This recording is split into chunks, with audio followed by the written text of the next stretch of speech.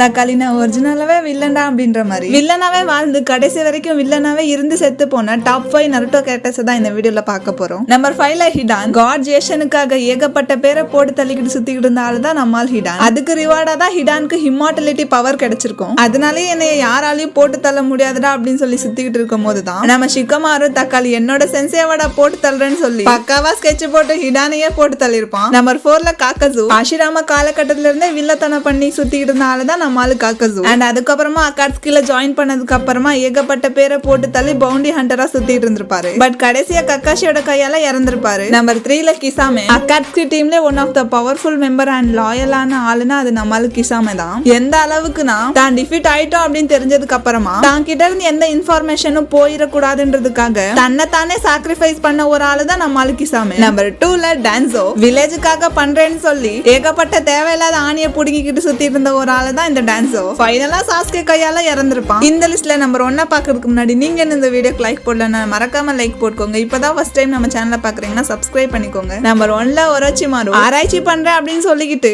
ஏகப்பட்ட குழந்தை ஷினோபிஸ போட்டு தள்ளிருப்பாரு. அண்ட் அது மட்டும் இல்லாம ஏகப்பட்ட தடவை இறந்து உயிரோடையும் வந்திருப்பாரு. சோ இறந்து போய் திரும்ப வந்திருந்தாலும் வில்லனா தான் இருந்திருப்பாரு. ஆஃப்டர் 4th கிரேட் நிஞ்சாவா இருக்க அப்புறமா டோட்டலா சேஞ்ச் ஆயிருப்பாரு. அதுல கூட நம்ம ஒரோச்சிமாரு பார்க்க ஒரோச்சிமாரு இருந்திருப்பாரு. ஆனா புருட்டோல இருந்தாரு பாருங்க ஒரோச்சிமாரு. சோ இத பத்தி உங்களோட கருத்தை கமெண்ட் பண்ணுங்க. Thank you for watching. Bye bye.